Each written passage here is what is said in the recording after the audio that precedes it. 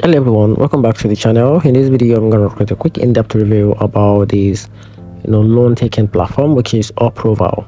So let's dive into it. Talking about Uprova provide a quick installment loan ranging from $300 to $5,000, make it appealing for borrowers who need fast cash and may not qualify elsewhere. It's praised for same-day funding, flexible repayment terms up to 36 months, no prepayment penalties, and even the chance to build credit since payments are reported to credit bureaus.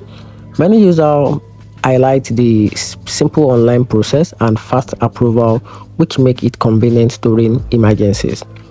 Talking about the downside, however, is the cost. While Uprova advertised the reasonable rate, many borrowers report APR scoring into 100, sometimes over 500%, which can trap borrowers in long-term debt. They are also complaints of hidden fee, unexpected charges, and poor transparency in repayment terms. In conclusion, Uprova is a legit lender that delivers on fast funding, but its extremely high interest rate make it risky choice compared to safer, lower cost alternative like credit union or personal loan providers.